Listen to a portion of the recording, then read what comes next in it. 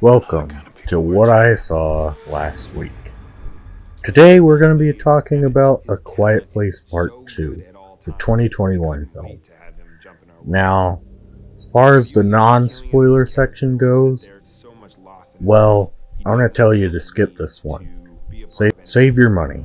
It's just as good as the first one, meaning, well, not good at all. So, that's my take on the non-spoiler aspect. So for the rest of you who don't care or would like to hear my arguments for why I think this film is really bad, then here we go. This is the spoiler section. Alright, so I know this is the spoiler section, but let's try to get through the plot without describing any of the plot holes and to just describe the bare bones. We open on day 1, saying how it all started. Then we jump to the family leaving the farm and heading towards one of the other bonfires that they saw. Then, when they get there, they find an old family friend. He is hesitant, but ultimately decides to help them. Because the daughter decides to go find the radio station, her and Elliott, the family friend, get to the island that the radio station is on.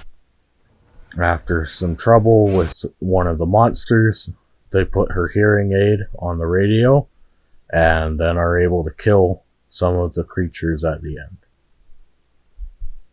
Now, you might have noticed that that wasn't a very long description, and if you've seen the film, you'll know that there was a lot that I left out.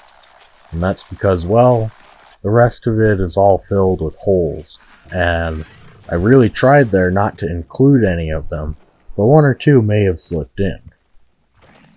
For example, we start with day 1. In this film, they confirm that the creatures are in fact aliens, and that they arrived by way of an asteroid, or comet, or whatever you'd like to call it. And this doesn't make any sense. It never has, but now it makes even less sense. Because Lee, the father from the first film, asked the shopkeep who was watching the news what he thinks happened. And the shopkeep explains to him that he thinks a bomb went off in a building on the other side of the planet. Now, here's the problem with that. A bomb? If people think that a bomb went off, that means that either everyone was so dumb that they couldn't see the trail coming from the asteroid, or that it was traveling at such a great speed that it was near or if not the speed of light.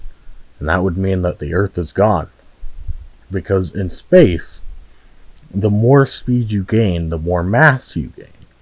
So the faster an object hits the Earth, the more devastation it will do.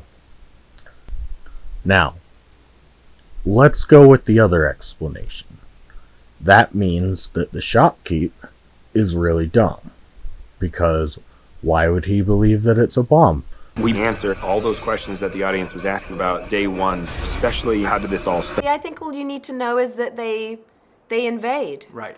They invade, that's what they do. And so why they invade or is sort of irrelevant to me, because it's really, the movie's not about the creatures, it's about humanity and how humanity survives. Themes. Then we have that even though our characters have spent the last 2 minutes running away from the asteroid preparing to leave the town, the aliens have shown up at the town, which is absurd, considering that we see from the first film that if they're even 10 feet away from the sound of static coming from an old television set, that they will attack it. There's no way that they were able to ignore all of the noises in the forest to get to the town. It's not happening. These creatures are far too dumb to actually believe that.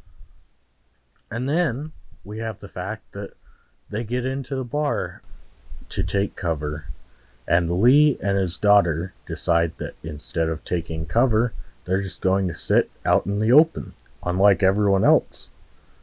Then, when the creature comes in, because of the noise that someone's phone made, we see Lee and his daughter try to flee.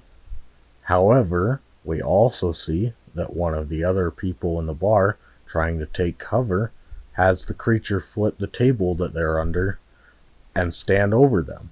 But because they're not making a whole lot of noise, and Lee and his daughter are, the creature chases after Lee and his daughter. That's going to be important to keep in mind. Now, we cut back to day 474, meaning that a year and a half-ish has passed. Now, we do see 3 dead bodies of the creatures from the first film. And then we see that the family decide to grab their gear and leave. Now you might wonder to yourself, why would they do that? That doesn't seem right. They knew that there were only 3 creatures in the area, and they've now killed all 3 of them. So what would be their reason for leaving? You would think that it might be an even safer place now. They've got all 3 creatures in the area dead. And as far as the film goes, we never get an answer. There's no explanation for why they had to leave. There's a slight hint that it may have had to do with grief, but that comes from Elliott as an explanation for why he left his home, which is a whole nother bag of tism that, trust me, we're gonna get to, but not right now. We do see, in a promotional clip, Emily Blunt explaining why the family left the farm. Evelyn is now a single parent, newborn baby, the barn's burnt down, the house is destroyed, and she's out there on her own and she has to protect these children. And now, neither of these reasons are valid. Because, yes, one of the barns is on fire. However, none of the characters react to the barn being on fire as if it's a concern. And rightly, they should know that with the barn being on fire and making all that noise, if it hasn't attracted any more of the creatures, then if there are no more creatures in the area, there's no reason that they would need to use that room. And as far as the house being destroyed, sure, it has some holes in it, it's missing a door, and, sure, some things are broken. However, that doesn't mean that it's destroyed. It's not gone forever. It's still a structure that you can take shelter in, and considering that, all the creatures in the area are dead, it would be a smart place to take shelter there. But we have to have our story. So the characters need to keep moving, and so they decide to move from their fire to one of the other fires that the other people have been lighting up. Now keep in mind that fire isn't quiet. It's loud and it crackles. Our band of 3 characters walk up to a seemingly abandoned, we're going to call it a train station. It's more of a manufacturing shop, but for the sake of simplicity, we're going to call it the train station. So, they walk up to the train station, and they stop at a building, another building, and a fence between the 2. Now, one of the buildings has a giant hole in the side of it, one that you could clearly walk through with ease. Or, there's a small hole in the chain link fence between the 2 buildings, one that you would have to duck under and try and slide through. Our characters, because they've got such big brains on their shoulders that weigh them down enough that they can duck without any effort, they decide that yes, we should walk through the fence, not the giant hole in the side of the building.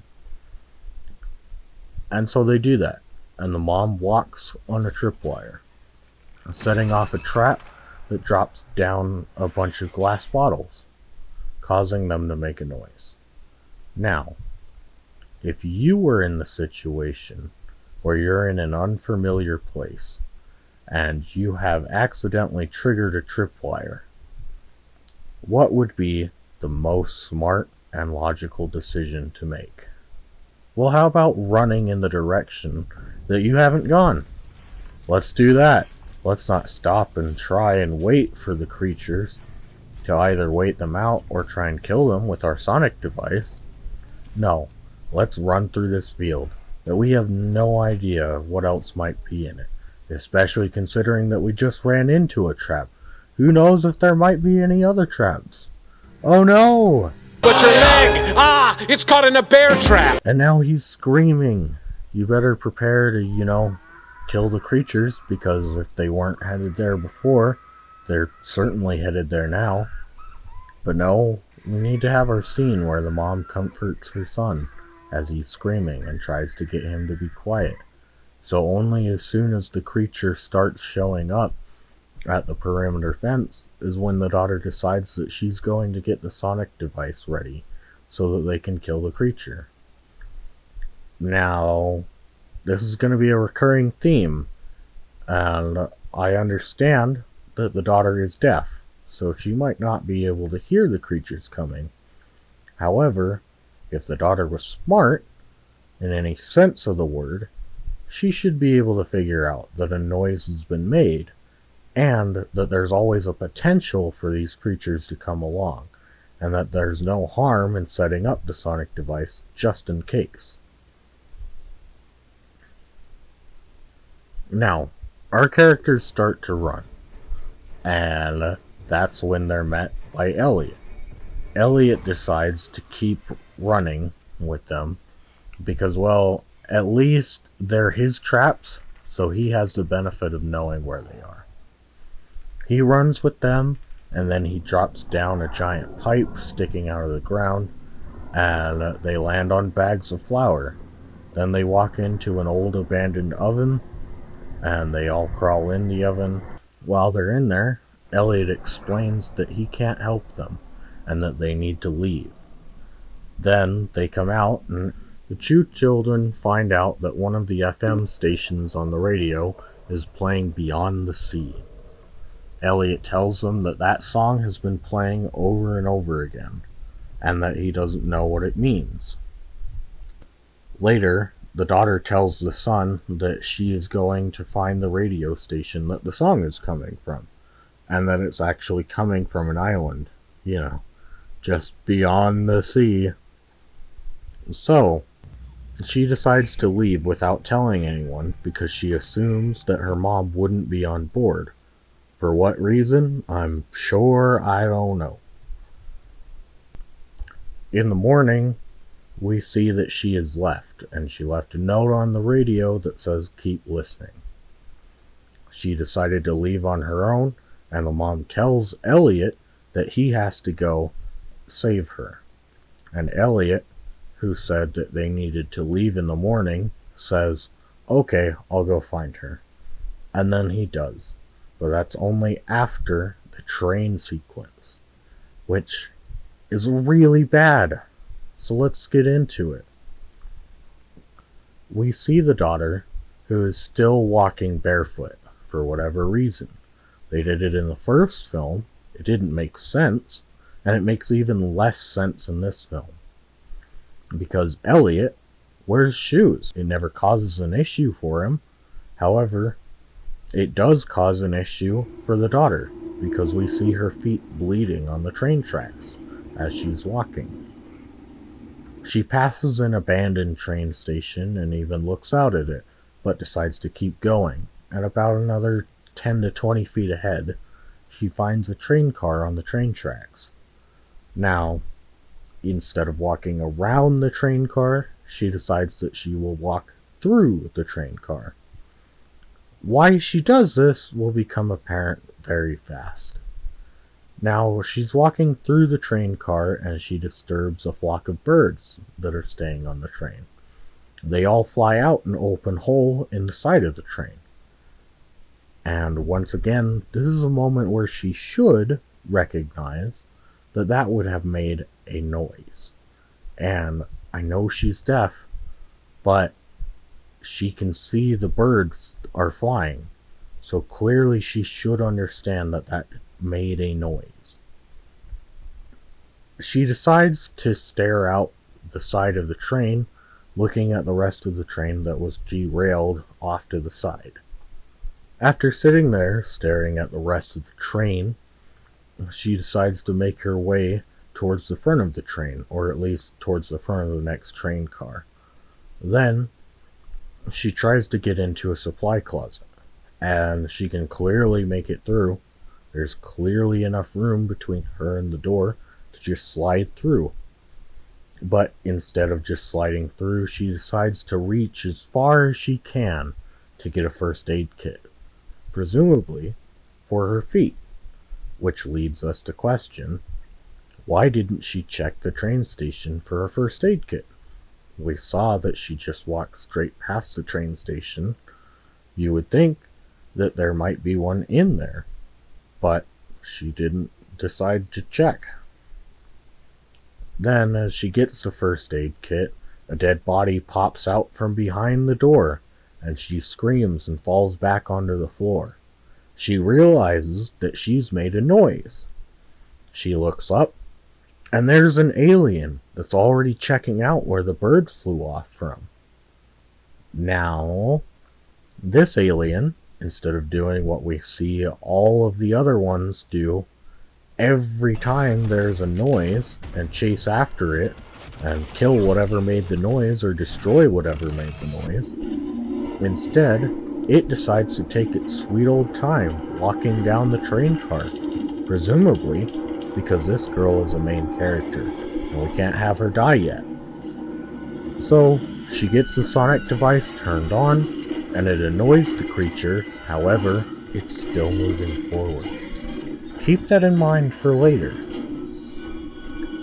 The girl is then able to get one shotgun shot off on the creature, and she's somehow so bad at using a shotgun that in a confined space that only the very edge of her spread hits the alien and barely does any damage to it. Now, for anyone who knows how shotguns work, you'd know that this is almost impossible because she's in a confined space, being the train. But then again, she chooses to aim by putting the trigger guard on her knee and doesn't put the back of the gun up to her shoulder. So I guess the kickback would probably knock off the aim because she clearly doesn't know how to shoot this weapon. Now, trying to reload, she pumps the gun and then can't get it to go back up because, once again, she doesn't know how to use the gun, which makes you question, why did she take it in the first place? But, lucky for her, Elliott shows up and uses his rifle to kill the creature by shooting it in the back of the head? Now, from everything we know about these creatures, this should be impossible. Because all of the scales, or flaps, or plates of armor, they all open towards the back of their head, exposing the front of their head. Shooting them from behind should be impossible. But we need our main character to be safe, so Elliott is able to kill it with his sniper rifle. Then, him and the girl get back to the train station they passed, where they decide to stay until they know that all of the creatures are gone. Back with the mom, her son, and the baby, she decides that she needs to go get medical supplies to help her son's wounded leg. And they're running low on oxygen that they need to keep the baby quiet while it sleeps. Now, keep in mind, this is the first day since the baby has been born. This is the second day the baby has been alive, and they've already ran out of oxygen, or at least they're getting close to running out.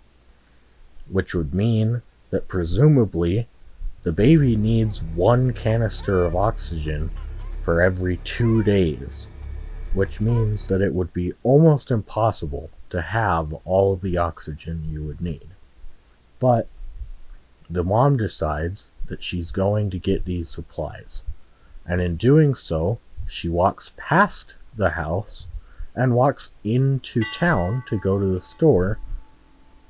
And now there's the obvious question of why. Why would she need to go to the store to get supplies? Why wouldn't they already be at the house? You would figure that medical supplies would be something that you would stock up on. You would figure that after a year and a half, you probably would have looted that store for everything that you could, so that you don't have to keep going back to the store, because every time you have to leave the house, you're risking your life. But not only is that a problem as far as why do the characters think to do that, but it's also a problem because the first film has written on the whiteboard things needed to survive: soundproofing and medical supplies. Meaning that they absolutely should have gotten all the medical supplies from the store, and that she would have better luck, and it would take her less time if she went into the house and got medical supplies that they had there. But she decides not to do that. She decides to waste time and go to the store. She grabs some medical supplies for her son's leg and 2 tanks of oxygen, things that she will really, really need. And then she decides to head back. Now we cut back to Elliott and the daughter, and they are on the docks. They find a boat, and they unhook the one boat, and then Elliott spots a little girl running around on the docks. Elliott tries to get her to come to him. Elliott then tries to comfort her, and then she clips a net of bells to Elliott. And then we get the reveal of the dock dwellers. Bum bum bum. It would appear that these people, all disheveled and gross looking, want to steal Elliott and the daughter's stuff, and that they want to kidnap the daughter for one reason or another. Now you might be questioning, why did they put the net of bells on Elliott? Seems like it would only make it worse for the dock dwellers, because after all, if he tries to resist, when you're stealing his stuff and kidnapping this girl from him that he clearly has a relationship with, whether that be daughter or friend or who knows what, you would think that he might resist. And the film wants you to think that, well, that's why they put the bells on him, to keep him from resisting, because he knows that he can't quietly resist. He knows that if he makes any attempt to resist, that it will make a noise. However, this also makes it harder on the dock dwellers, because if he decides that he's going to resist, now they've ensured that instead of him being able to quietly resist, he has to be loud. And so, if he decides to resist, in a way that he gets up and grabs one of your people, all of the dock dwellers are fucked. All of them end up having to jump into the water or get killed by the aliens that show up. And so the dock dwellers are really dumb, just like everyone else in the movie. So they get away from the creatures by jumping into the water, and one of the creatures jumps onto the boat that Elliott unhooked earlier, leading it out to the ocean. And then it jumps off into the water after Elliott, because he's obviously making noise in the water. However, these creatures can't swim, and so it drowns. The second creature, instead of going after the noise that the other creature made, which it should, because we see in the first film that these creatures can't tell the difference between the noises that they make by hitting things and the noises that others make by hitting things, it decides to stay on the boat that's floating out into the ocean. The daughter picks up Elliott because she found her own boat, and they decide to go to the island. Cut back to the mom coming back. She realizes that because her son was exploring the train station and found Elliott's dead wife in a bed not too far from where he sleeps, that he alerted the creatures. And so, because she sees some water linking out of a broken sprinkler pipe, she decides that her best course of action is trying to mask the sound that she and her children are making by using the sprinkler system. Now, how does she set off the sprinkler system? Well, what if she uses one of the extremely vital oxygen tanks that she needs to cause a big explosion around one of these creatures? That somehow fire doesn't affect them, just like how shooting them doesn't affect them, unless you have the sonic frequency, which doesn't make any sense. If you watch the creatures, their head flaps open up all of the time. Whenever they make their clickety-clackety noise, their head flaps open up. But we'll get back to that. This sets off the sprinkler system because, luckily for her, it still works. And she's able to go down into the hole that they were in. She's able to get her son and the baby into the oven, but before they can shut the door, the creature comes down and starts attacking them. Now, this is the middle of the night. Let's keep that in mind. Elliott and the daughter show up at the island, and they find out that the people there can make noise because there aren't any creatures on the island. They find out that the people there got there on day 1, and that they'd been living peacefully ever since, and that they are the first people to have figured out the message on the radio. They plan to play the sonic frequency over the radio. In the morning, Elliott is walking around the beach, and he finds that the creature that was on top of the boat that floated out into the ocean happened to float to the island. Now, these creatures, with what we know about them, should have destroyed the boat with all the noises that it would have made with it floating out to the ocean, but it didn't. Elliott decides to warn everyone by running up into the town and yelling, "Get inside! Get inside!" as loud as he can. And the creature, for some reason, doesn't kill him. No, the creature decides to kill everyone else in the town. Everyone that's not currently yelling at the top of their lungs. Elliott finds the mayor of the town, and they get in his car with the daughter. They drive to the radio station. Now, Elliott and the daughter go into the radio station, and they find it in disrepair. Only a portion of the lights work, and there's shit all over the place, which makes you wonder, why is it that way? Weren't the people on the island using it? You know, because they were broadcasting the song? Oh well. The creature is running around, and Elliott and the daughter end up finding their way to where the song is being played. We see that it's on a record player with a microphone held to the record player. Now, this isn't how radio works. So you might be wondering, why would they set that up that way? You know, because obviously you wouldn't set that up that way. That's not how radio works. The answer is, well, we need it to be simple, because we can't be bothered to show them changing it from playing a song to live radio with the microphone to playing a sonic frequency.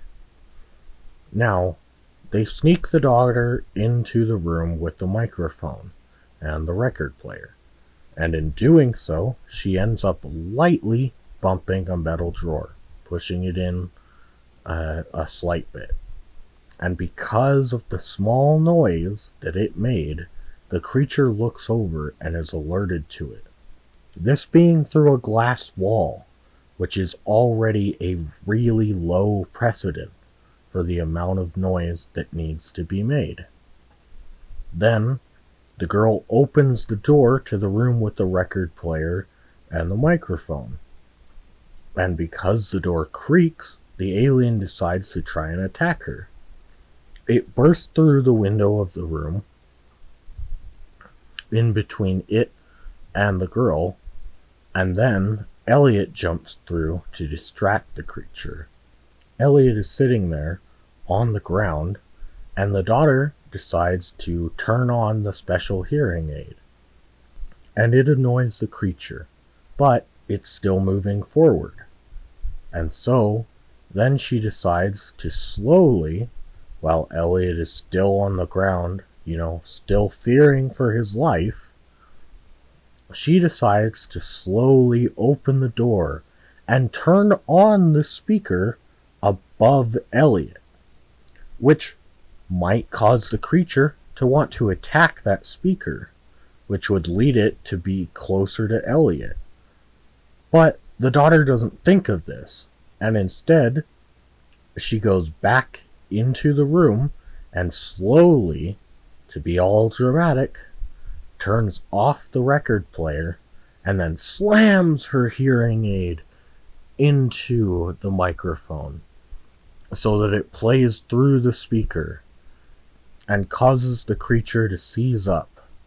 And then she walks out and grabs a blunt pipe, an electrical pole, and is able to stick it through the creature's head by swinging it like a baseball bat.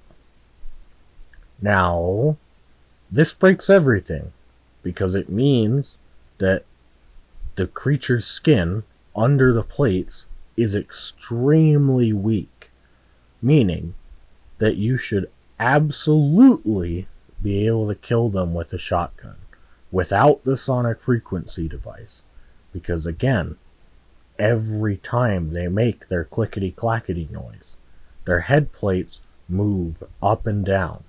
You see their exposed skin underneath the head plates all the time. If you're able to hit it with a pipe, then you're absolutely going to be able to kill them with a shotgun. The film cuts back to the mom, the baby, and the son in the oven, still being attacked by the creature. Now, the film acts like no time passed since we last left these characters.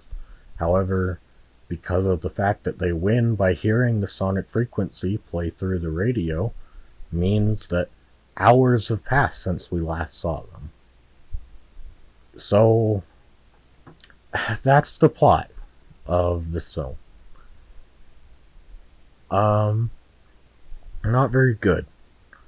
One other thing that I wanted to mention is the dialogue in this film is awful. Now you might be wondering, what do you mean?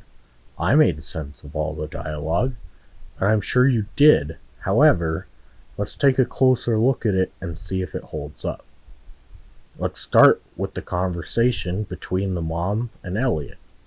Elliott says, "I don't know why you came up here. There's nothing left.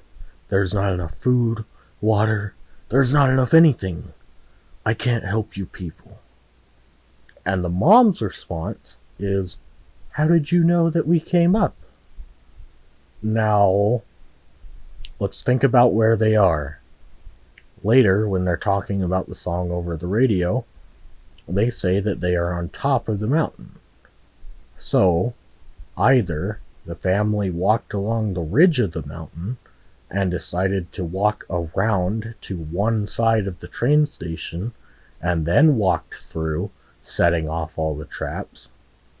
But, considering where they walked through, and that it was on one of the two sides of the mountain, it would make sense that Elliott would guess that they came up, even if he had no idea who these people were. Then, they end up having a conversation where Elliott asks them how the sonic frequency works, and the mom says, "I don't know, it just works." which, sure, maybe she doesn't understand the specifics of it, but this dialogue is here to explain to the audience why they need to use the sonic frequency. And the answer the audience is given is, we don't know, it just works. Just go along with it. We're too lazy to write an explanation. When in fact, all you needed to do was have the mom say, it has something to do with the noise it makes. It causes the creatures to seize up, and then we can shoot them. That's all you needed to have her say. Because from her perception, that's what happens. That's how she believes it works. You don't need to give an explanation like, oh, it's frequency 9.2 and it causes the aliens to seize up because they've got a synapses in their brain or something. It just reacts to this frequency. You don't need to have that. You just need her to explain it instead of saying nothing. Again, the dialogue is really bad. Elliott explains that his son died on the first day, and that his wife died 11 weeks ago. He says that he tried to stay in the house for as long as he could, but eventually it just got to him and he had to leave. Then he says that she got real sick in reference to his wife, and that it was when she started screaming that he had to leave. Already this makes you question, oh, is he telling the truth? Which none of the characters question him. None of them act like it's a contradiction. He said that he stayed in the house after she had died, but also that he left the house before she died. These two can't both happen, so our characters should question him on this, because obviously he's lying. But none of our characters think to question him. And then, when they're talking about the radio and the song over the radio, he says, that song has been playing for the last 4 months. Just that song over and over again. Now, he also explains that they tried it from his house and that they couldn't hear it either. And that it's only because they're at the top of the mountain that they can now hear it. This raises again another problem with his story, because he said that his wife died 11 weeks ago, but that the song has been playing for the last 4 months, which means he's been on the top of the mountain for the last 4 months, meaning that his wife would have died since he got to the top of the mountain. So once again, the film presents contradictory information, and yet none of the characters react to it. It's absurd. All of our characters are idiots. None of them think to question it whatsoever. And then, on top of this, we have him say that they tried it from their house, and that they couldn't get the signal, and that, quote, your dad would have never made it work, because they are on the other side of the mountain. So nothing about the dad's character is questioned in that exchange, but we have the daughter get really upset and sign to him, you're nothing like him. This is absurd. Why would she say this? He hasn't made a claim on her dad's character. He's clearly not trying to replace him. Why would she say this? This doesn't make any sense for her to say. But it's a payoff for later when he admits that he's nothing like her dad.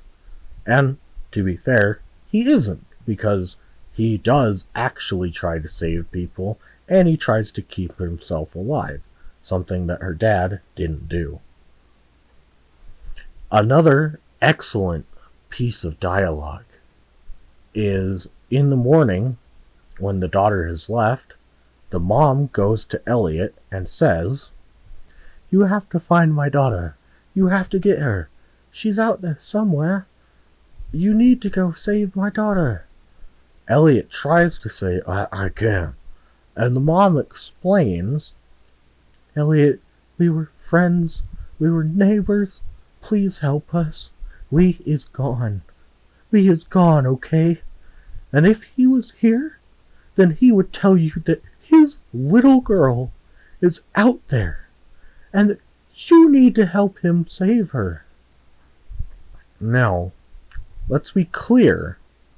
Based on Lee's actions from the first film, he wouldn't say that. He would probably just kill himself. Because the last time he saw his daughter in peril, that's what he did. He killed himself. The film really wants you to treat Lee like a hero, and considering that he killed himself instead of helping in the first film, it's really bizarre. It's really poorly done. So I don't understand why you would write it that way, unless you didn't know that you were making that mistake. And for those of you that are going, oh, well, what do you mean? You keep asserting that Lee killed himself, but he didn't do that. He sacrificed himself, didn't he? No, he didn't. Let's go over the scene. He grabbed an axe, then he sees the creature attacking the truck that his kids are in. At any moment, if the creature was intelligent, it could break either the windows or just the top of the truck, because we saw it break through the silo. It's clearly strong enough to break through the truck, so at every moment his kids' lives could be in danger. However, he stops about 15 feet away from the truck, looks at his daughter, drops the axe, so the creature looks over at him, and then he signs to her, I have always loved you. I love you. And then he yells really loud, and the creature kills him. Now, luckily, in this time frame, the son is able to put the truck in neutral, which starts it to roll. Now, here's the problem. From Lee's perspective, the kids don't know how to start the truck, because they're clearly not starting the truck and it isn't moving. It's just sitting there, and the kids are hiding in the truck, so there's no reason for him to believe that if he kills himself, the kids will be able to start the truck. The kids are already under an immense level of stress, being that their lives could be taken at any moment. Lee grabs an axe just to drop it. He doesn't throw it anywhere else to make a noise that would be far off so that he could help the kids and so that they could start the truck, so that they could get away, all of them. Instead, he decides to take his time and sign to the daughter that he loves her right before killing himself. He knows what's going to happen when he sits there and yells. He saw it earlier. He knows what his choice is going to do. And at this point, there are 3 of the creatures. So, yeah, there is the one right in front of him. But what if the other 2 had decided to show up? What if one of them killed Lee, and then all 3 of them hop on the truck and tear it to shreds and kill the kids? His plan isn't good. He absolutely planned to kill himself. He's not a good person. He didn't try to save his family. If anything, he put them in more danger because he made more noise right where they were, and he didn't help them. He actively ran away from helping them by killing himself. So, to see the second film praise his character as though he was this great person is really bizarre. You would have to wonder just what John Krasinski thinks of himself. Does he think that he wrote an amazing character that was willing to do anything to save his family? Because if that's what he thinks he wrote, he's wrong. Then, moving on to other bizarre dialogue in the film, when Elliott grabs the daughter and takes her into the train station, he explains that he's going to take her home. She says, "What home?" Then, she proceeds to say, "You said your wife." And then he says, "Don't talk about my wife." Then she says, "You said you couldn't do enough. Now you're saying you can." And that's the end of the conversation. And what a bizarre conversation it is. When you actually break it down, what was the daughter going to say about his wife? Was she going to question his story on when she died and when he left her? And if so, why would she do that? If her intention is to ask, why is he helping, then what does pointing out the contradictory nature of his story help? If her goal is to question why is he helping, why wouldn't she simply ask that? And also, why do we cut away from the conversation when we clearly get to the most interesting point? Why is the character who said that he couldn't help, who said that they needed to leave in the morning, why is he completely on their side now? Why did he decide to help them? It is a really interesting question that they don't bother answering. They even say in the press interviews that He is shut down, unwilling to help, frightened, fearful, done. they have him also say, "You don't know, do you? The people who are left, they're not worth saving." And yet, he turns out to be the character who immediately trusts everyone he meets. He doesn't have any reservations about the family because he assumes that even after a year and a half of this dystopia, that they must just be the same people he knew, and that ultimately he should help them. He also decides that without sending word back to the mother, that he's going to help the daughter get to the island. So the mother might assume that they're dead, because the daughter explained on the map that it was less than a day trip from where they were to the island. So if he doesn't come back, then she might assume that they died.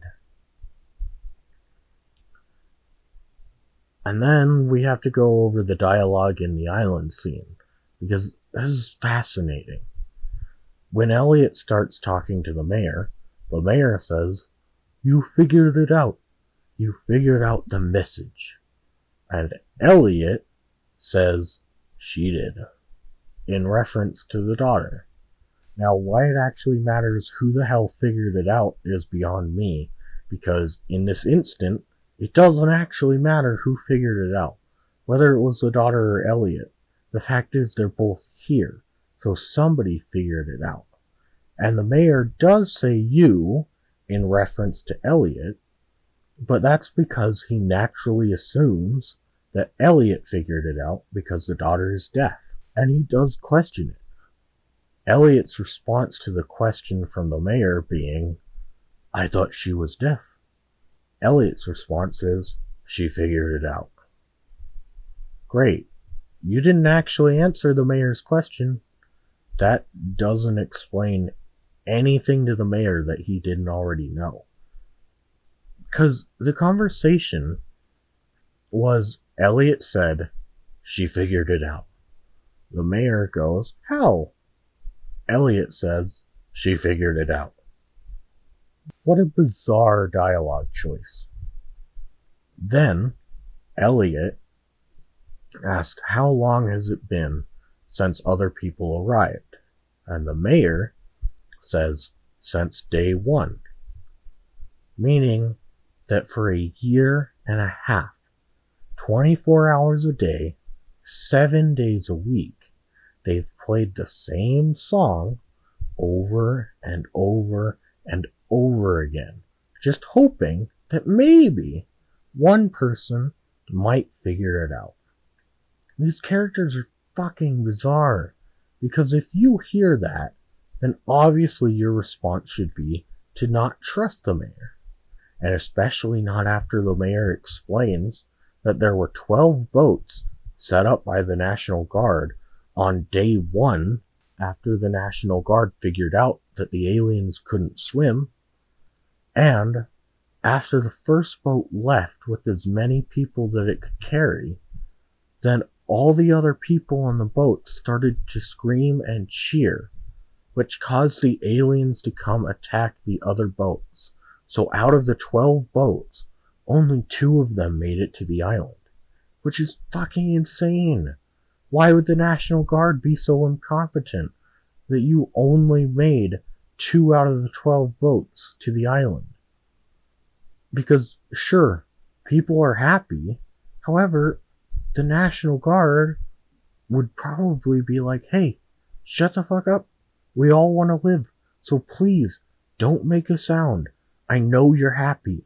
I am too. But we're not going to be happy if we get killed. So please, everyone stay calm. But no, the National Guard in this universe is stupid. And so they don't do a whole lot to help anyone. So if I'm Elliott, I'm questioning, is this the truth? Because I don't believe that the National Guard could be that incompetent, that only 2 out of their 12 boats actually got to the island.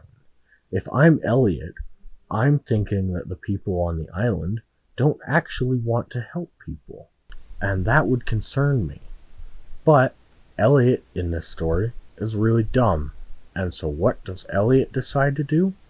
Well, he decides that when the mayor asks, so, did you come here to get help?